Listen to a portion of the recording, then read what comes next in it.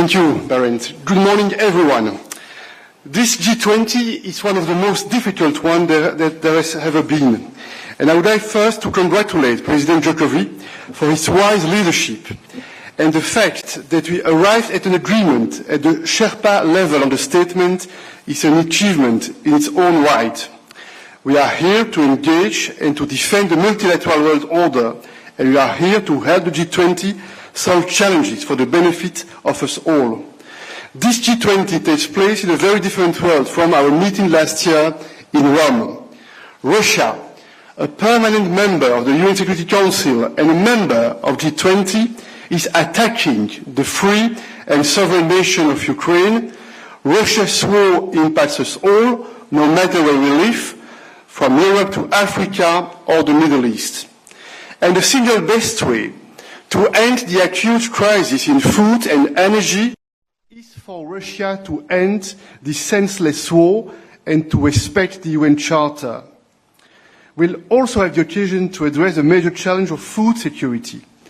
The number of people facing severe hunger and malnutrition is rising. The Kremlin has decided to weaponize food, driving up hunger, poverty and instability, and it's also having dramatic global consequences on the developing world, including right here in Asia. And let me be clear, I repeat once again, EU sanctions adopted against Russia do not target agriculture and food products, and they do not target the export of fertilizer from Russia. On the other hand, Russia has imposed restrictions on the export of its own foodstuffs, and even before they launched the war,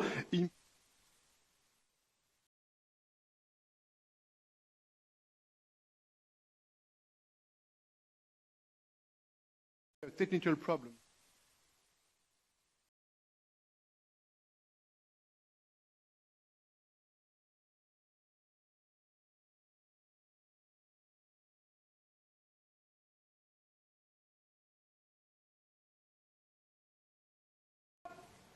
Yes? Okay. Thank you, Jim. I was telling that Russia, on the other hand, has imposed restrictions on the export of its own foodstuffs, and even before they launched the war, imposed restrictions on fertilizers. In the EU, we are working hard to address the global consequences of this war, and that's why we are mobilizing financial support of 8 billion euros to address food security, notably for the developing world. And before the war, Ukraine exported 45 billion tons of agricultural goods to the world. Via the EU solidarity lanes, we have managed to help Ukraine export 15 million tons, and an additional 10 million have been exported thanks to the Black Sea Grain Initiative, and it's important that this initiative of UN Secretary General Guterres be continued. We must also address soaring fertilizer prices and disruption in fertilizer supplies, and I'm looking forward to joining a dedicated side event on this topic tomorrow. I'm still convinced that we can and we should support developing countries to produce their own sustainable fertilizers locally, like we did with COVID vaccines. The energy crisis hurts families, increases costs for businesses, and destabilizes energy markets globally. As G20, we have the collective power, but also the collective responsibility to help make sure the world has sustainable, secure and affordable energy for all. And in the EU, you know that we have in part based our transition strategy on reliable and affordable gas. And we need now to adapt this strategy. And we are grateful to those partners who have helped us with ensuring urgent supply. But prices need to be affordable, and we need to implement concrete measures. In the EU, we are phasing out our dependence on Russian energy. We are diversifying our energy sources. We are speeding up renewables and bolstering our energy efficiency. Climate neutrality by 2050 is and remains our guiding compass.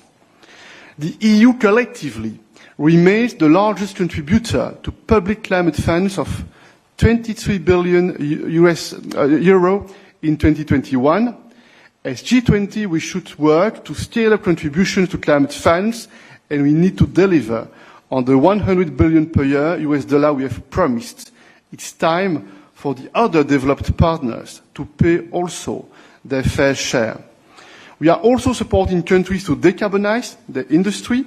We are trying to help them to speed up their transition to green energy and technology. And our Just Energy Transition Partnership with South Africa, for instance, is a great example. We are ready for more partnerships like this. Finally, one word on health. 2 years ago, I proposed, together with Dr. Tedros, a treaty on pandemics in order to learn the lessons after this COVID crisis. Negotiations on that treaty are now ongoing, and this is another concrete demonstration of great multilateralism anchored in solidarity, transparency, and global coordination. Let me conclude with a word of congratulations to President Jokovic. When we sat together just a few days ago in Cambodia, both of us shared the importance of this G20 being a success, and I sincerely hope it will be. Let's recover together. Let's recover stronger. I thank you, and I am ready to react if there would be questions. Thank you, President. Ansgar, you go first. Thank you. Ansgar Hase, German press agency, DPA. President, Russia has stood firmly alongside, China has stood firmly alongside Russia in the G20, also when it comes to the war in Ukraine. Do you see any policy change in the past few days? And if so, how do you explain this change of course? Thank you. I'm absolutely convinced that we should try to use the meeting today and tomorrow, but also the informal contacts that we'll have in the margin of this G20 meeting in order to try to convince all the partners of the G20 to put more pressure on Russia. Because the UN Charter, the principles of sovereignty, the idea that it's not acceptable to try to change borders by force, internationally recognized borders should be shared by everyone around the table. And that's why I sincerely hope that it will be possible over the meetings that we'll have today and tomorrow to put pressure and to convince that the UN Charter must be respected by all the G20 partners. Yes, please. Thank you. Jason Douglas from the Wall Street Journal. Could I just please ask for your assessment of the chances of reaching agreement on continuing the Black Sea Initiative? Thank you. Yeah, this is extremely important, that initiative. I mentioned the numbers. This is fundamental, especially for the developing world. I had the occasion to exchange views in the margin of the meeting in Cambodia, together with Antonio Guterres on that issue, and I would like again to commend the great efforts made by Antonio Guterres and his team. I know that they are doing everything in order to convince Russia to agree on the extension of this initiative.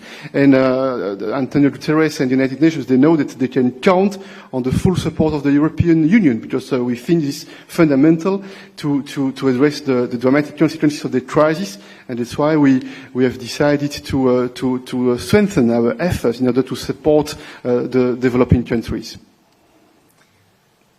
Stuart, yes. Thank you, Baron Stuart Lau from Politico. Mr. President, how do you see the apparently warming tone between Presidents Biden and Xi Jinping from last night's meeting? First question. And second question, with China reaching out directly to Germany and France for the highest level dialogues, do you feel like the European Union as a whole has been left out? Thank you. Yeah, two points. First of all, I think it's always positive when there is a space for political dialogue, even if there are different opinions on many topics. It's important to engage. And in fact, it's in line with the debate we had in the European Council a few weeks ago. And you remember that we have decided to have this strategy debate. There are three important points for us from the European Union's perspective. Point one, we are determined to stand up for the human rights, for the democratic principle. This is very clear. Point two, we are convinced that it's important to rebalance the relationships with China, especially from the economic point of view. We need more reciprocity, we need a real level playing field, and we need to engage in order to make progress on that question. And point three, we had a few days ago the COP27 in Sharm el-Sheikh on global topics. It is fundamental to engage with a country like China, no question. And it is very clear that for the European Union, it is important also to engage with China. And you know that on a regular basis, basis. We have meetings with the Chinese authorities, and I'm informed that very soon the new ambassador, the new Chinese ambassador to the EU, will be formally appointed. Yes, please. Mattia. Good morning, Mattia Bagnoli, ANSA, Italian news agency. Mr. President, I would like to ask you, what is your policy regarding the family photo? I mean, are you prepared to stay in for the photo with Mr. Lavrov? And if the Russian President Putin decides to link in with the VTC at the leaders, what is the G7 policy on that? Thank you. A few elements. First of all, my mindset is the following. First, I would like to make the life of President Jokovic, the President of Indonesia, not too difficult. I know what it is when we chair meetings with different opinions around the table, and I don't want to make the life of the Indonesian authorities more difficult, point one. On the other hand, I intend to coordinate with our friends and colleagues, especially in the framework of the G7, in order to have as much as possible a coordinated approach on that questions and some other questions that are related to that topic. And point three, I believe in diplomacy, and G20 is a political space, a political forum for diplomacy. And despite, unfortunately, it was not possible until today to make huge progress on the question through diplomacy. Russia is a member of the G20. This is a fact. By the way, Russia is also member of the Security Council of the United Nations. But you have understood that I feel that on the one hand it's important not to make the life of the Indonesian authorities more difficult. On the other hand, I intend to cooperate, to coordinate on all those topics in the following hours and systematically when it will be needed with our friends and partners, especially in the framework of the G7. Merve, you wanted to ask a question to Anadolu.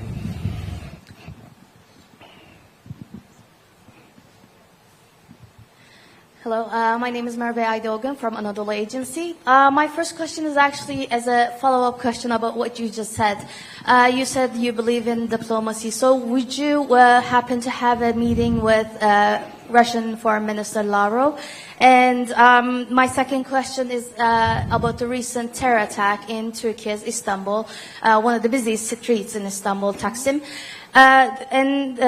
Turkey has long protested Western states, especially EU countries, about terrorists being sheltered and being seeking harbor in European states. So how does the EU plan to support Turkey in its efforts to eliminate terrorism?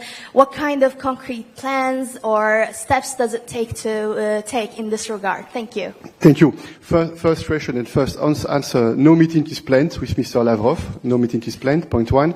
And point two, I had the occasion immediately after this tragic attack to react on behalf of the EU and to express our condolences and our support for the Turkish people. And it shows that the fight against terrorism is a common fight. It is extremely important to be all together, to try to prevent, to cooperate at the level of the intelligence services, for instance. And the European Union has a very strong position. We want to coordinate, we want to cooperate in order to fight against terrorism everywhere. Yes, please. Yesterday, President Xi met with President Xi. Madam, could you first say who you work for, yeah, please? I'm Gangmian from Phoenix TV.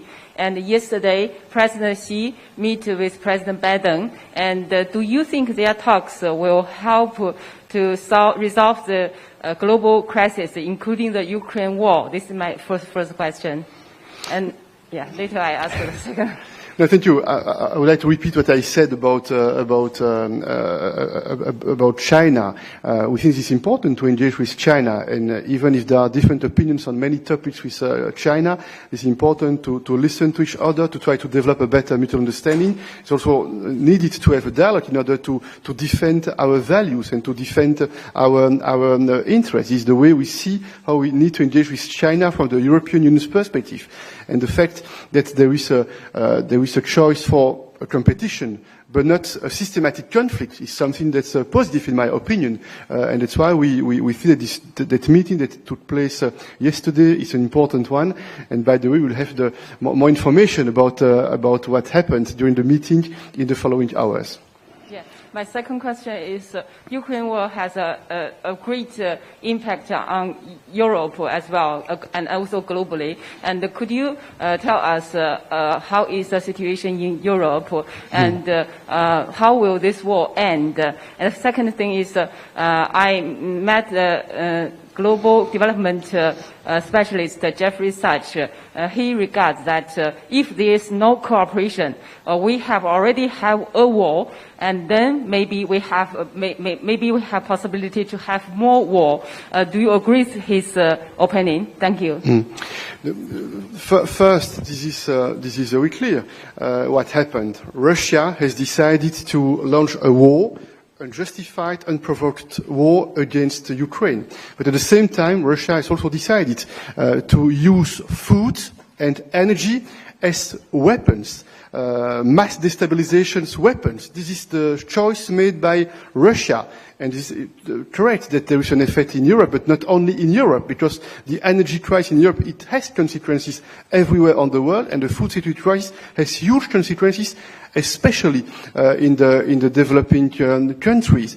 From the European Union's point of view, we are taking measures, we are acting. We had the occasion a few weeks ago to agree on a package of measures in order to address the consequences of the war regarding the question of energy supply and energy prices. We need now to implement what we have decided a few weeks ago at the level of the European Union's leaders, point one. And point two, we condemn the escalation by Russia. Russia has decided to use a nuclear rhetoric, which is extremely dangerous and which is not responsible.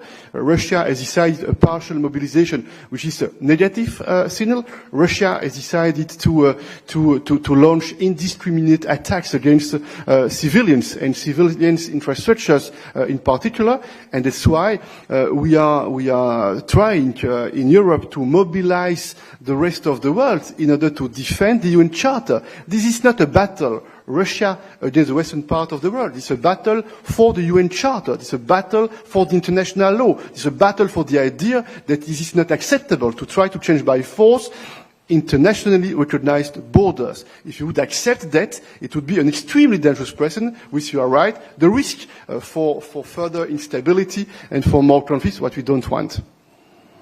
Sebastian from Politiken. Thank you. Sebastian Keltzow, the Politik in Denmark. Mr. President, it is my understanding in the pre-meetings leading up to the Leaders Summit, there's been a diplomatic disagreement between G7 countries and the EU pushing for strong texts on Russia and the Ukraine, with pushback from certain G20 countries saying this is not the time and the place, this is not a UN security light. I just wanted to ask you how you see this diplomatic disagreement, and do you think it will be overcome in the coming 2 days? I think that there is a diplomatic battle. It was very clear the recent months when we have started the different debates related to the different UN resolutions. We felt that there were different sensitivities, different opinions, and that's why it's important not to give up. It's important to be in close contact with all the countries across the world in order to explain why we are absolutely convinced that this war launched by Russia is extremely serious. Extremely serious first for the Ukrainians, extremely serious for the European continent, but it is more than that, because this is a member of the Security Council. In principle, the permanent members of the Security Council, they should have a special responsibility to protect and to defend the UN Charter, and this act by Russia, the opposite. And we'll have the occasion again, this is not the first time, of course, but we'll have the occasion again in the following hours to explain, to argue, and to try to convince as much as possible. But the fact that we were able to agree at the Sherpa level on a text yesterday evening is a positive signal. It goes in the right direction, and now it will be important also to use those days here in order again to explain again why we think this is serious and why we think this is fundamental for the next generations to take today the right decisions. Yes, please, here in the middle, Carla, Indonesian. No, sorry, Carla, over there. Yeah, sorry. Hi, I'm Akbar from Japan newspaper, the Asahi Shimbun. I just would like to confirm whether this year G20 under Indonesia will come out with a joint communique or leaders declarations, since there's a lot of rumor that there will be no communique or joint leaders declaration kind of things.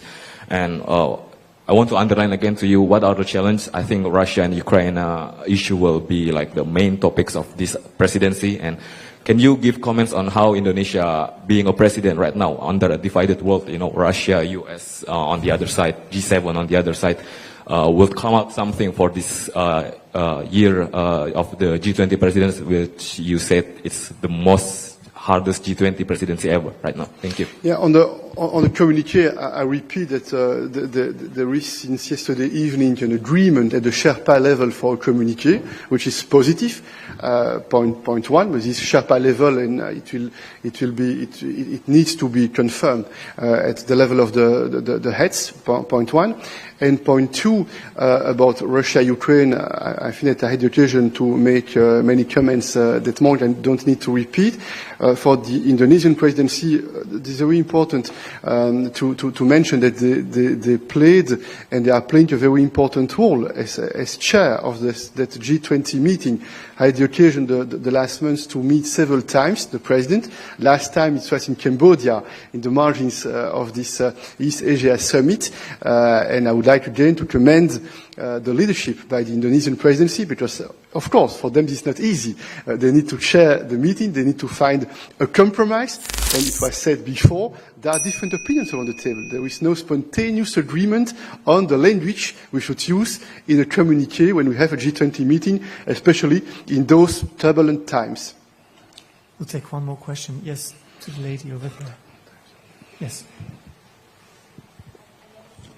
Thank you. It's Nadia Gancheva from Euronews. I wanted to ask you, after yesterday's meeting between Joe Biden and the Chinese president, do you think the world tension is moving from Russia-Ukraine conflict to South Asia region? And also, American officials before some months said that China is their long-term challenge. Who would Europe say it's the long-term challenge before the European Union? Thank you. First, I repeat that I think it is good that the President of the United States had a meeting yesterday with the President of China. And the timing is not a coincidence. You know what are the decisions taken in China after the Congress of the Communist Party a few weeks ago. And you know that there were a few days ago the midterm elections in the United States. That's why the timing is not a coincidence. And I think it's not a bad timing for such a meeting at that level. Point one. But we have the EU our own destiny. We have the EU our own vision about how we should defend our interests, how we should promote our values. And that's why, I repeat again, we had this strategic discussion at the level of the head of state and the head of government.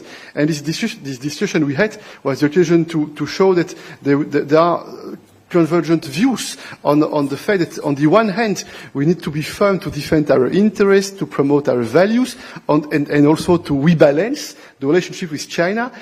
In a nutshell, I would say that we don't want to make the same mistakes maybe we made with Russia on fossil fuels. We were very dependent on Russia for fossil fuels, and we have today difficulties in the field of energy. This is one consequence of the war launched by Russia, but also of that dependency from Russian fossil fuels. With China, we don't want to be too dependent for the innovative technologies that we need today and that we will need more in the future. That's why it is important to rebalance the relationship, and for that, it is important also to engage with the Chinese authorities. Thank you, everyone, for joining us. Have a good G20, and we'll be in touch. Thank you. Good morning.